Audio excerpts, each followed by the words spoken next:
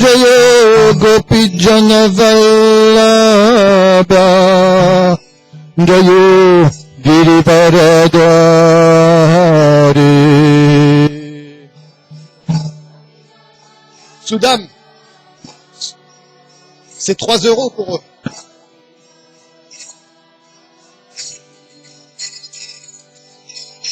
Yashodanandana Jayo Vraja Janaranjana.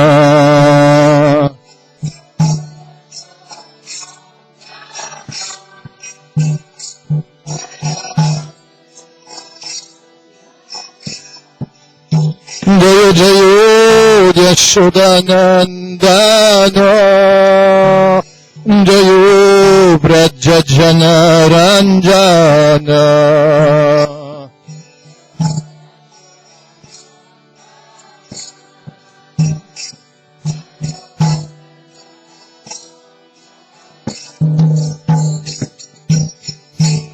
Jamuna Tiravanachari Jayo Kunja Bihari.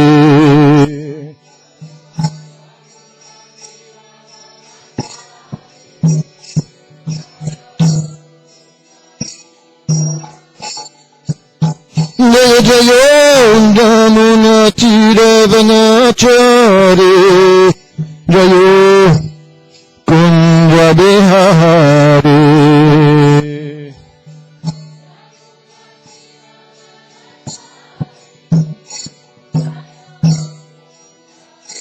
Bolo, bolo, un tout petit peu. Jayo Radha Madhava Jayo Kunja Bihari.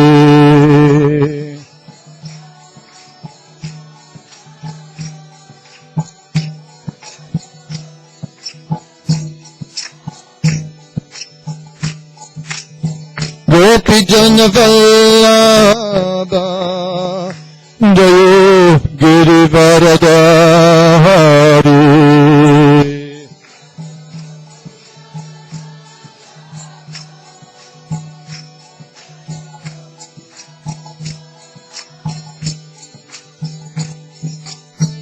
Yashodanandana Jayo Vraja Janaranjana.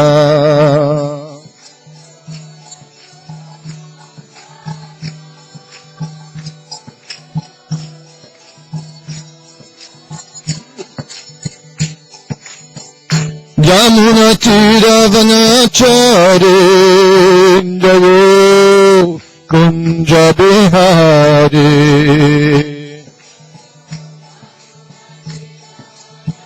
Tant qu'il vient pas, je joue. J'attends qu'il arrive. Jayo Jayo Shri Krishna Chaitanya Prabhu Nityananda Shri Advaita Gadadara Shrivasadi Gaura Bhakta Vrinda.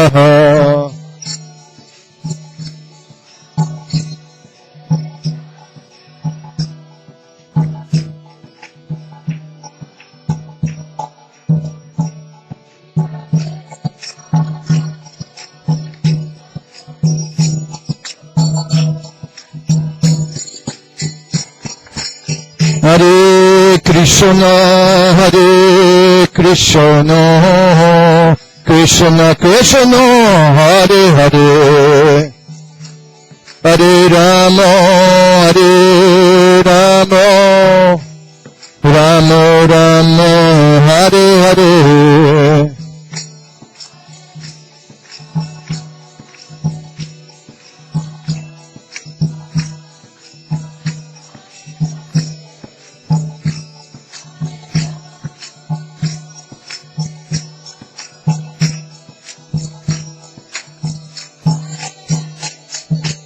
Hare Krishna, Krishna Krishna, Hare Hare, Hare Rama, Rama Rama, Hare Hare.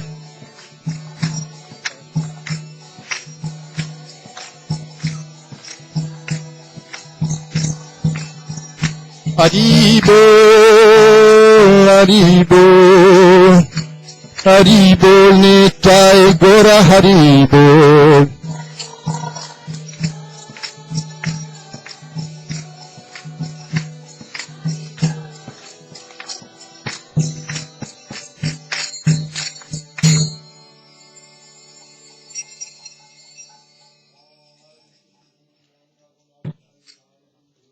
Jai.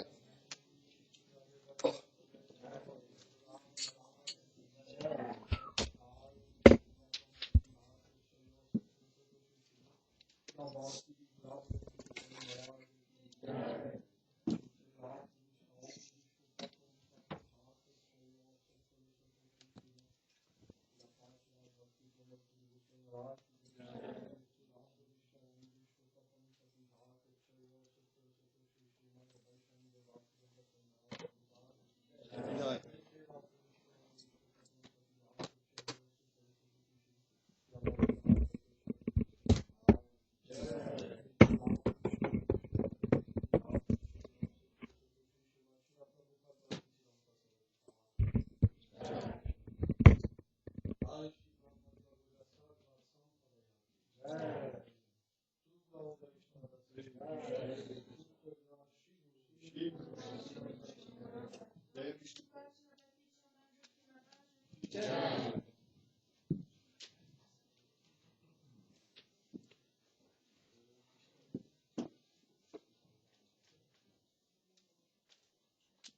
Il y en a une partie qui parle pas français.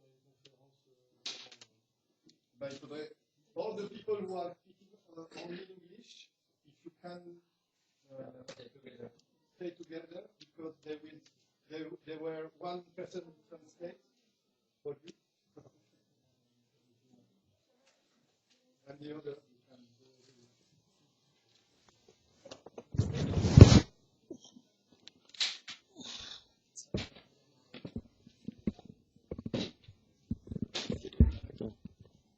En fait, faut pas le serrer autant, comme ça flingue tout. Faut juste serrer ce qu'il faut. Voilà, tu le resserres un petit peu. Parce que sans ça, en fait, quand ça le tord.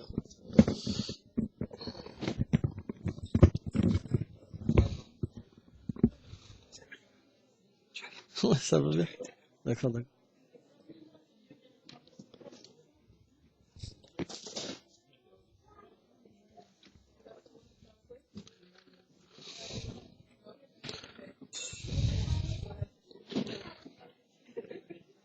Donc bienvenue à tous et à toutes. Om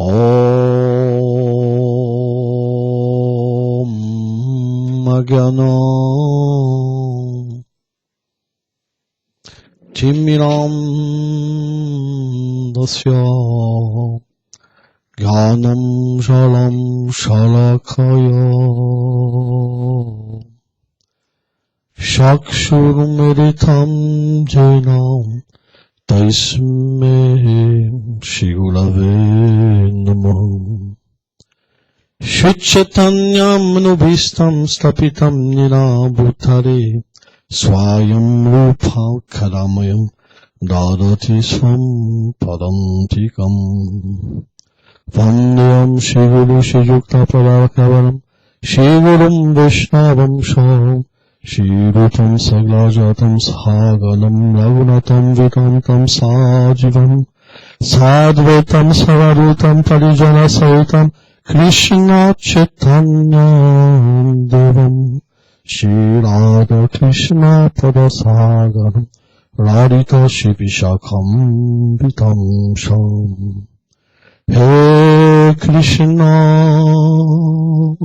Karuna Sindhu Dinabandhu Jagatpate Gopisha Gopika Kanta Radha Kanta Namostute Tapta Kansana Golangi Radhe Vrindavaneshvari Vrichabhanusate Devi Pranamami Hare Pre. Namo Namah Krishna Prema Prayate Krishna Krishna Chaitanya Namne Goratvitse Namah. Jai Shri Krishna Chaitanya Prabhu Nityananda Jai Shri Advaita Gadadara Shivasadi Gaura Bhaktabindam. Hare Krishna Krishna Krishna Hare Hare Hare Ramo Ramo Ramo Hare Hare. Prinnae Tulasi Devae Priyaye Keshava Sacha Krishna Bhakti Plati Devi Satyavate Namo Namah. Vanchakalpataru Vyacha Kripa Sindhu Vyaevacha Patitanam Pavanebhyo Vaishnavebhyo Namo Namah. Annityam tam tisham pasate tisham yotu tamagurachemam vyamyaham. Krishna explique dans la Bhagavad Gita que celui qui s'abandonne à lui, celui qui dépend de lui, alors il fait cette promesse qu'il le maintient et il donne aussi ce qu'il a besoin. Dieu est comme un père. Si nous avons la possibilité de maintenir des êtres, pourquoi celui dont tout émane, Amsavasya Prabhava, il ne pourrait pas maintenir des petits êtres tout petits comme nous? Mais tout dépend de notre mentalité. Si nous voulons prendre la place de Dieu, alors nous devons nous assumer nous-mêmes. C'est ce qu'on appelle la loi du karma. Ce monde matériel, il existe pour une chose, pour plusieurs choses, mais une chose élémentaire, c'est que on a le désir, parfois, d'être le contrôleur. On veut par nous-mêmes orchestrer notre vie. On veut maintenir des êtres. Vous comprenez? Par exemple, un père de famille, il va travailler dur pour que ses enfants réussissent à l'école. Même si c'est difficile, même s'il souffre, il va avoir la petite photo sur son bureau de son enfant, et à chaque fois qu'il souffre, il va regarder cette photo, et ça va lui permettre de continuer. On est bien d'accord? C'est vrai? Mais c'est pour ça qu'on appelle ce monde, cette vie matérielle, la lutte pour l'existence. C'est qu'il y a une lutte. Le faible est mangé par le plus fort, et le plus fort mange le faible. Tout le monde expérimente ça, on est bien d'accord. Mais est-ce que c'est véritablement notre position? Est-ce que notre position, elle est de lutter tout le temps? Est-ce qu'on peut être heureux avec cette lutte, véritablement? Tout le monde a envie de quitter cette lutte. Mais pourtant, par nous-mêmes, on n'en a pas le pouvoir. Parce qu'on est tout petit. Et aussi, quelque chose qui est important, c'est qu'en nous-mêmes, il y a un manque. Il y a une frustration. On a toujours besoin de quelque chose de l'extérieur, du plaisir. On a toujours besoin de quelque chose. Bien que toute chose vienne à nous, c'est comme un feu, on a toujours besoin de plus. Si on a un frigo, il faudra une télé. Si on a une télé, il faudra un cinéma. Si on a un enfant, il en faut un deuxième, il en faut un troisième, il faut ceci, il faut cela. On peut pas s'arrêter. En plus, quand on a un enfant, il a des besoins. Il veut ça, il veut ci, il veut ça. On a deux enfants, il veut ça, il veut ci, il veut ça. Ça s'arrête pas. On est devenus des machines. Comprenez? Des machines. On peut plus s'arrêter, c'est pas possible. On peut pas. C'est comme si on avait une corde autour du cou. C'est pas possible s'arrêter. Vous essayez dans la rue d'arrêter quelqu'un, j'ai pas le temps. Même, il va même pas pouvoir s'arrêter pour vous dire qu'il a pas le temps. Il va vous dire qu'il a pas le temps même en continuant à marcher, à courir.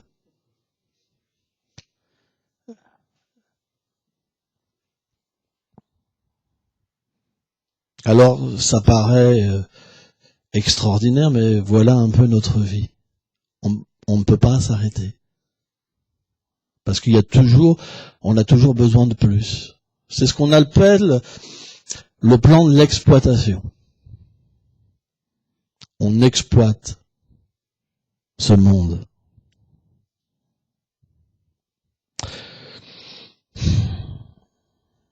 Bhaktalam ne t'a pas ça. Krishna dit, le Seigneur dit, toutes les planètes m'appartiennent, tous les univers m'appartiennent.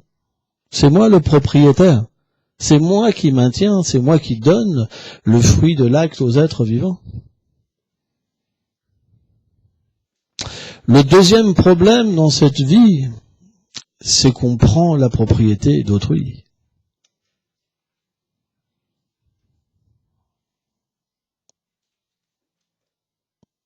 Alors déjà, on n'est pas heureux, on est toujours en anxiété, et en plus, on devient emprisonné par nos propres actes. Je vais vous donner un exemple. Je vais venir chez vous, je viens chez vous comme ça, et je dis, maintenant c'est chez moi. Maintenant c'est chez moi, je fais ce que je veux, c'est chez moi, et tu dépends de moi maintenant. Tu vas aller travailler pour moi, c'est moi le boss. Est-ce que vous allez être d'accord? Bon, une exception. Mais est-ce que la plupart d'entre vous, vous allez être d'accord que je viens chez vous, je dis maintenant c'est moi qui fais les lois et vous allez me... Hein? Pas facile, hein? Vous allez pas être content. Et vous allez à la police. Monsieur les policiers, je dis bien monsieur les policiers, j'ai un grand escroc qui est venu chez moi et il pense que c'est chez lui. Il me prend tout. Et en plus, il dit, c'est moi le voleur. Il faut l'arrêter. Il faut l'enchaîner. Il faut une prison pour cette personne-là. Parce que si elle n'est pas en prison, elle va revenir.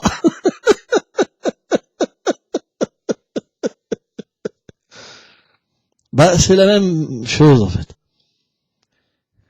Alors, c'est pas le Seigneur qui nous emprisonne directement, mais c'est nous qui nous emprisonnons à nos actes. Ça veut dire que quand on prend quelque chose qui nous appartient pas, en proportion, il y a une réaction égale ou opposée que donne la nature matérielle.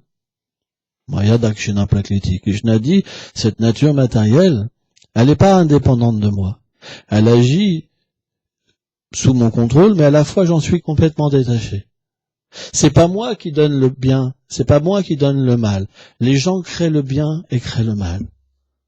Je suis au-delà de toutes ces choses, parce que dans mon monde à moi, l'amour est pur, tout est pur. Mais c'est vous qui créez les choses. C'est vous qui créez des usines. C'est vous qui créez des armes. C'est vous qui créez des conflits. Oh, ça peut être en mon nom. Mais je suis pas dans ces choses-là. Vous comprenez? Vous pouvez poser une bombe au nom de Dieu, ça ne veut pas dire qu'il est là. Par exemple, je vais vous donner un exemple. Par exemple, madame, en votre nom, je vais faire un braquage d'une banque. En votre nom. Et quand je vais me faire prendre, je dis, ben non, c'est au nom de madame, je l'ai fait. Ah non, mais moi, c'est pas moi, hein, c'est au nom de madame. Moi, c'est une bonne action, j'ai fait ça au nom de madame. Je l'ai vue, elle était pas forcément dans la grande richesse. Je me suis dit, je vais braquer une banque parce que on va vous mettre en prison, bah. Oui. C'est pas parce que vous utilisez un nom que forcément la personne est là. Et en plus qu'elle est d'accord. Donc c'est nous qui créons les choses. C'est nous qui créons cet enfer. Pourquoi l'exploitation? On a toujours besoin de plus parce qu'on n'a pas de vie intérieure. Parce qu'on est déconnecté de la réalité. On détruit tout. C'est pour ça qu'on a besoin de spiritualité. C'est pour ça qu'on a besoin d'être connecté avec Dieu. Parce que même sur un plan où on ne définit pas vraiment qui est Dieu, on peut comprendre au moins qu'il est amour. On Pourquoi? Parce que ceux qui se sont connectés avec lui, ils ont pu changer leur cœur. Et ils ont pu développer de l'amour pour tous les êtres. Donc c'est une preuve qu'il est amour. Mais c'est rare les gens qui peuvent se connecter, véritablement. Parce que l'être vivant, il a un énorme problème dans son cœur. C'est le pouvoir. Et donc même au nom de Dieu, on peut utiliser Dieu pour obtenir du pouvoir. Or ça n'a rien à voir avec l'amour. Et quand vous utilisez Dieu pour du pouvoir, alors vous voyez des amis de Dieu et des ennemis de Dieu. Vous voyez des vraies religions et des fausses religions. Vous développez de la haine au nom de Dieu. Ça veut dire que vous identifiez Dieu à un dogme, par exemple. Mais l'amour est au-delà de tout ça. Que dire, les Védas disent, que dire du royaume de Dieu? Déjà qu'un saint, simplement en chantant, en méditant sur Dieu, il peut changer complètement son existence.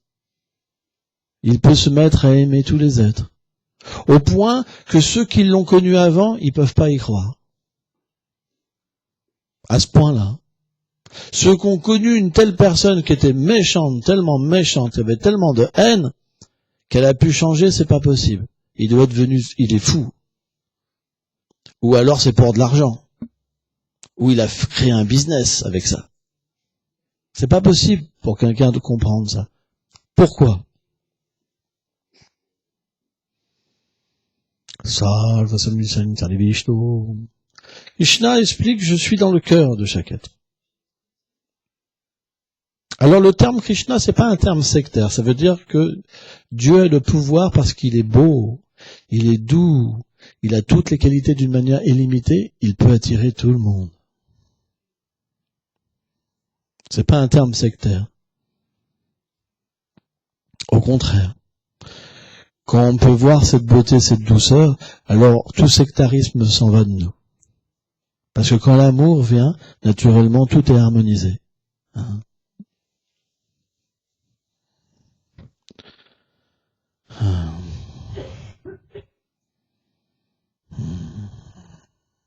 Donc, notre but,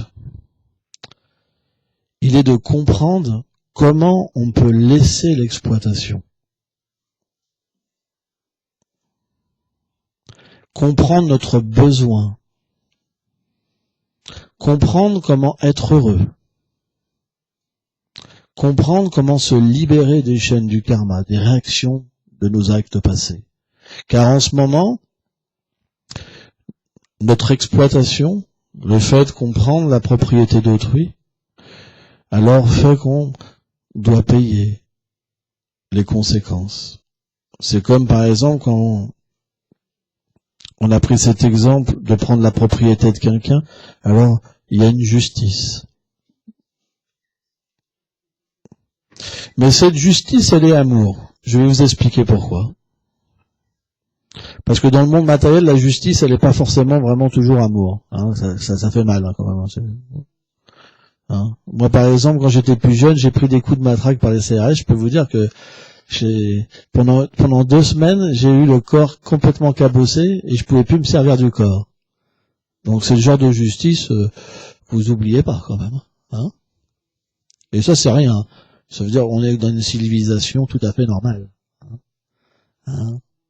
Je lisais par exemple, j'ai entendu quand les Chinois ils ont envahi le Tibet, ils ont torturé des moines pendant 30 ans. Avec des coups de marteau, par exemple, sur les mains. Ils rentraient sous les ongles, vous savez, des aiguilles, des choses comme ça. Voilà. Donc, vous comprenez, la justice dans ce monde, elle est étrange. Hein? C'est une justice parfois bizarre. Mais la justice de Dieu, elle doit être amour.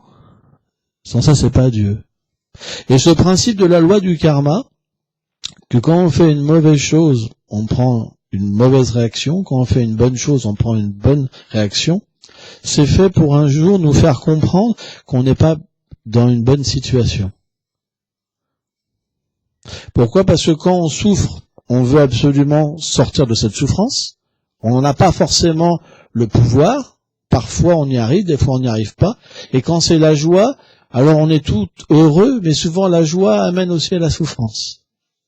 Parce que plus on aime dans ce monde, plus la personne s'en va, plus ça apporte de la souffrance, par exemple. Par exemple, une mère, que son enfant quitte son corps, elle va beaucoup souffrir, jusqu'à la fin de sa vie. Donc c'est une preuve que même la joie fait souffrir dans ce monde. Or, toutes ces expériences vont un jour nous permettre de comprendre, mais est-ce que je suis fait pour ce genre d'existence? Est-ce que simplement je suis une personne qui doit toujours attendre de l'extérieur des gens?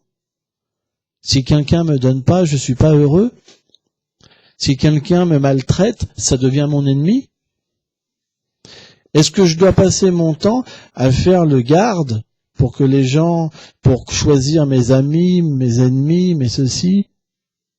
Vous comprenez? On passe notre temps à être dans la police, à user de paroles, d'intelligence pour essayer de trouver le bonheur. Est-ce que ce bonheur, il devrait pas naturellement venir en moi? Est-ce qu'il ne devrait pas être gratuit? Est-ce que je ne devrais pas pouvoir me connecter naturellement à une source supérieure? Donc quand ces questions commencent à venir en l'être vivant, naturellement, il commence à observer le monde matériel. Et il dit, c'est vraiment un monde étrange, en fait. Quand j'ai de l'argent, ils sont tous là. Quand j'ai plus d'argent, ils sont plus là. Quand j'ai de la beauté, ils sont tous là. Quand ma beauté disparaît, ils sont plus là.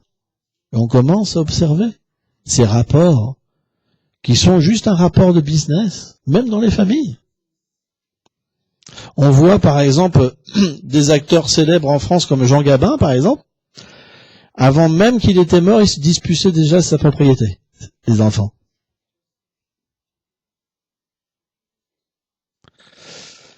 Donc, quand on peut percevoir la nature de ce monde, naturellement, et dû à des activités passées, je trouve via Dieu a des activités passées, parce que si on a fait des bonnes activités passées, ça veut dire que dans cette vie, on va recevoir un cœur intelligent, qu'on appelle la foi. On va pouvoir voir quelque chose, voir cette réalité, on va naturellement demander de l'aide. Et c'est à ce moment-là que ce Seigneur qui est dans le cœur, qui accompagne tous les êtres, et qui n'est pas un dictateur. Dieu, ça veut dire la liberté totale. Il nous laisse libres. Il crée même un monde qu'on appelle le monde matériel pour qu'on puisse l'oublier si on veut. Mais cet oubli-là, on en a besoin, on veut avoir cette expérience. Vous comprenez? Parce que même s'il venait devant nous nous dire alors, viens avec moi, on voudrait pas. Il y a une histoire un jour, je vais vous raconter une histoire, après on reviendra. Un jour, il y a un grand dévot qui s'appelle Narada Muni. Et Narada Muni, c'est quelqu'un, c'est un grand sage qui peut aller de planète en planète. C'est un peu comme un cosmonaute transcendantal. Et un jour, il était très peiné, parce que les gens dans ce monde matériel, ils souffrent beaucoup. Et il était sur les planètes Vaikunta, dans la demeure du Seigneur. Il a dit, « Oh Seigneur, s'il te plaît, donne-moi cette bénédiction. Permets-moi de libérer qui je veux. » Juste comme ça. S'il est d'accord, je le remonte avec toi. Fini après le monde matériel, fini. Fini la misère. Et il a dit, d'accord, mais il a souri. Il trouvait ça bizarre que le Seigneur sourit quand même. Donc il est descendu dans le monde matériel. Et là, il a été en Inde, et il a vu un brahmana parfait. Il a dit, et quand il l'a vu, le brahmana, il a vu Narada Muni, donc il lui a offert ses hommages, il était complètement en extase. Il dit, oh, grand sage et tout, donc il l'a invité, etc. Il dit, voilà, je suis venu te délivrer. Le Seigneur m'a donné sa bénédiction de pouvoir délivrer qui je veux, je suis venu te délivrer. Et là, le brahmana, il lui dit, oui, voilà, il faut que tu comprennes, c'est que je dois me marier dans 2 semaines. Reviens un peu plus tard, une fois que je serai marié, parce que faut au moins que je me marie. Il a fait d'accord. Narada Muni est revenu quelque temps après. Il était marié, il avait une maison, il a frappé à la porte. Tac, tac, tac, tac. Et là, le brahmana a répondu. Il dit, oui, ben voilà, je suis venu te délivrer. Ah oui, mais le problème, c'est que maintenant, ma femme attend un enfant. Il faut que tu reviennes un peu plus tard, au moins que l'enfant prenne naissance. Narada Muni dit, d'accord. Donc il revient. Et là, quand il frappe, le brahmana, il était caché au grenier.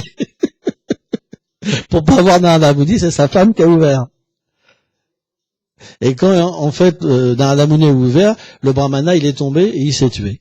Boum. Et il a pris renaissance en tant qu'un chien. Et Narada Muni, il peut parler tous les langages, aux animaux, aux poissons, aux oiseaux. Parce que c'est une âme éternellement libérée. Et donc, il a été revoir l'ancien brahmana dans le corps d'un chien. Et il lui a dit, alors, maintenant, t'es dans un corps d'un chien, c'est pas une bonne chose, quoi. Il dit, maintenant, je peux te libérer. Et vous savez ce que le chien, il a dit? Il dit, oui, mais le problème, c'est que ma chienne, elle attend des chiots. Donc, c'est très difficile. Parce qu'on a un motif, vous comprenez? On est attaché à ce monde. Alors que tout nous sera enlevé avec la mort, tout disparaîtra. On pense que c'est vraiment plus important que l'éternité, que notre relation avec Dieu. Donc c'est pas si simple. C'est pas si simple. Donc c'est pour ça que le Seigneur nous donne cette liberté, parce qu'on la veut. On y est attaché. Et lui, parce qu'il est parfait, il nous force pas. Mais on crée un monde, parce qu'on veut cette liberté, on veut aussi le pouvoir. On a un défaut, c'est qu'on veut le pouvoir. On veut imiter Dieu. Quand on perd la connexion avec Dieu, alors on perd l'harmonie, on perd la source de l'amour, et on devient frustré. Et à cause de ça, on fait du mal, on juge, on tue, on exploite. Ou alors on veut simplement se libérer d'une manière égoïste. Ça veut dire qu'on veut se délivrer de la souffrance. Mais, graduellement, l'être vivant, alors il obtient, par la miséricorde du Seigneur, cette compréhension qu'il a originellement une relation avec Dieu.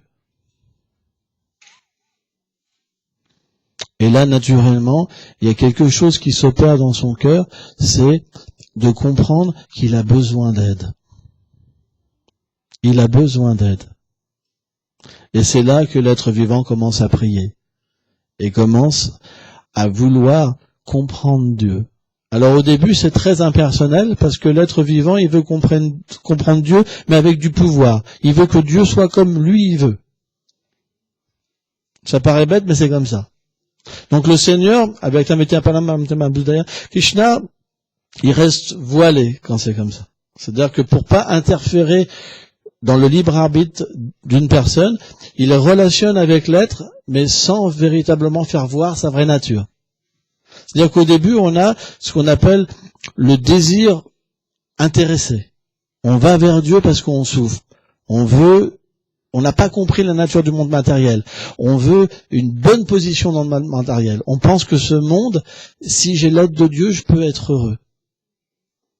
Alors bien sûr, on peut atteindre ce qu'on appelle par des actes de piété les planètes édéniques, ce qu'on appelle le paradis, qui sont des planètes supérieures à la planète Terre. C'est pas les planètes les plus élevées encore de la Terre, il y a des planètes où il y a des grands sages, etc. Brahmaloka, Tapaloka, etc. Mais ces planètes édéniques, c'est expliqué, la somme des activités pieuses que vous avez, c'est comme un séjour. Une fois qu'ils sont épuisés, vous revenez sur la Terre. La Terre est une plateforme, en fait. Si vous faites des mauvaises activités, vous pouvez aussi aller sur des planètes où il y a de la souffrance. Si vous faites des activités pieuses, vous pouvez aller sur des planètes où il n'y a que du bonheur. Et la Terre, c'est mi-bonheur, mi-malheur. C'est un mix des deux pour qu'on puisse avoir une conscience de pouvoir se libérer et pouvoir obtenir une destination supérieure. Or, celui qui a une intelligence Stita Praga, ça veut dire résolu, une bonne intelligence, alors il peut comprendre la nature de l'âme. Et la nature de l'âme, elle est pour être reliée d'une relation d'amour avec Dieu. Srila Bhaktivinoda Thakur explique une chose intéressante. À partir de ce moment, quand l'être vivant comprend l'amour, alors la conception de Dieu disparaît. Et la conception de Krishna apparaît. Ça veut dire qu'on peut comprendre qu'au-delà du corps matériel, l'âme, elle a un corps spirituel. Elle a une connaissance spirituelle. Et à travers ce lien avec Dieu, elle peut être inondée d'amour. C'est pour ça que le but, en fait, du Seigneur, c'est de graduellement nous attirer à lui. Et il vient sous un grand nombre de voies, de connaissances. C'est pas qu'il y a qu'une voie. Mais selon notre qualification, selon notre conscience, selon notre lien d'intimité avec Dieu, alors la nature de cette voie va être différente. Par exemple, si on est quelqu'un avec beaucoup de désirs, des désirs parfois mauvais, alors les commandements vont être durs dans certaines voies. Tu feras pas ci, tu coucheras pas avec ta sœur, avec ceci, machin, bidule, des trucs vraiment qui pourraient apparaître même étranges, mais qui sont nécessaires pour permettre à des personnes de contrôler leur sens, contrôler leur mental, contrôler leur intelligence. C'est une austérité. Or, cette austérité, elle plaît au Seigneur, parce que quelque part, on le fait pour lui. Même si ces gens-là le font pour obtenir une meilleure naissance et de plus grands plaisirs matériels, ils le font quand même sous son ordre.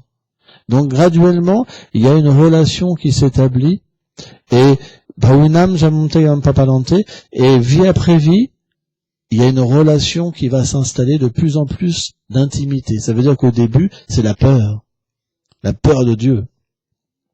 Vraiment la peur.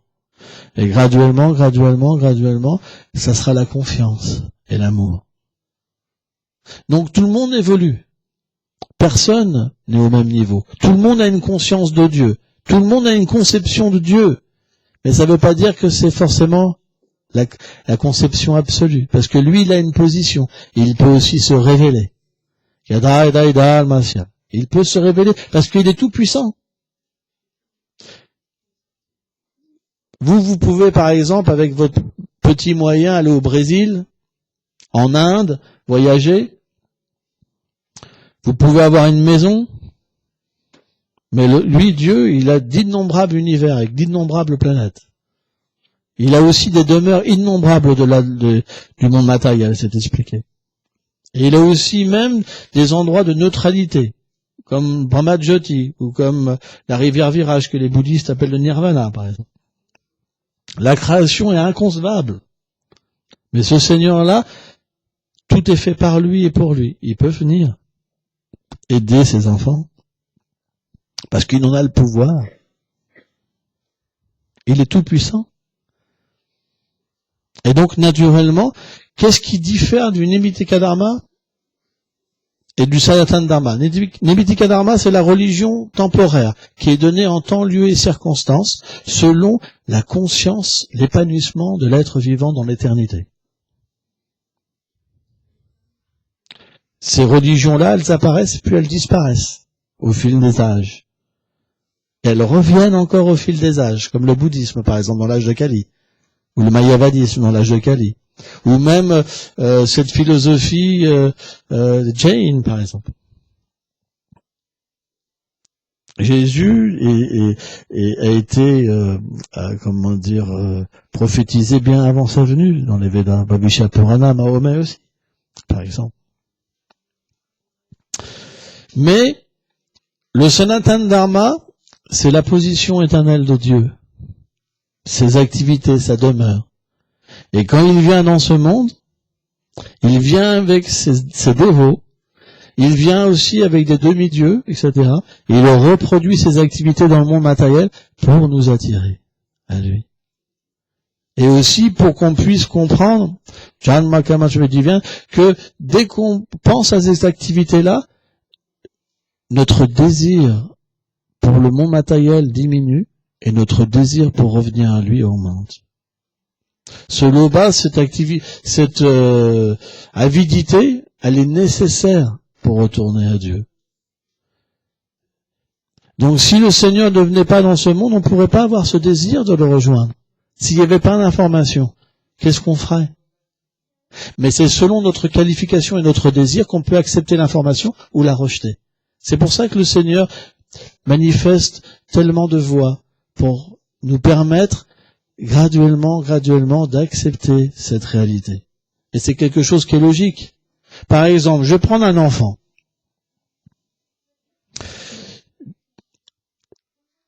Si de la maternelle, je le mets à Matsup, comment on appelle Matsup, c'est ça ouais. Et il va pas comprendre. C'est les études supérieures. Et de la même manière, Vishvacharya Thakur, il dit que si tout était un, on aurait tous la même réalisation. Or, c'est pas vrai. Parce que, Yetamam Papa Adante, le Seigneur réciproque avec notre désir.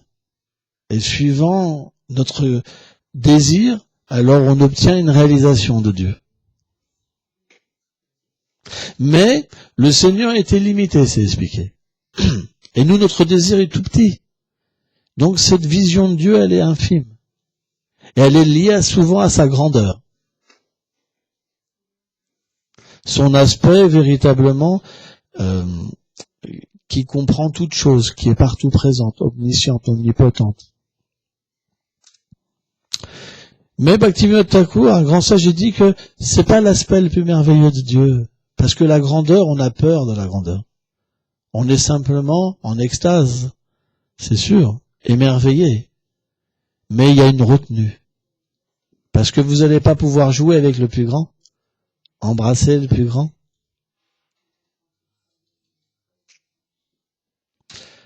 Or, quand le Seigneur manifeste sa petitesse, qui est l'origine de sa grandeur, alors l'amour est possible.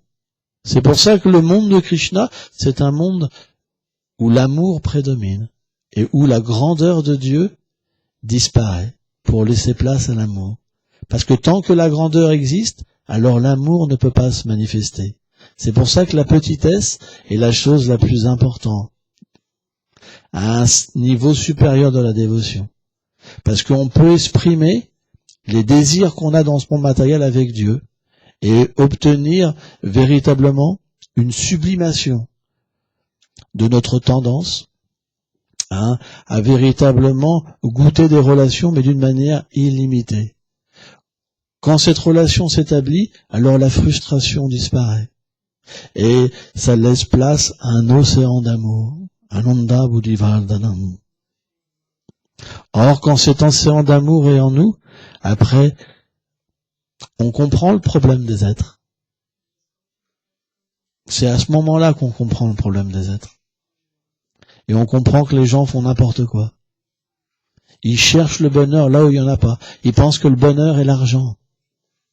Mais un sage, lui, il est pauvre, mais à l'intérieur, il a toutes les richesses. Tout devient inversé, vous comprenez? Et cette vision qu'un sage a de voir les gens souffrir, on appelle la compassion. Et cette vision que le sage a, que les gens lui font du mal, on appelle la tolérance.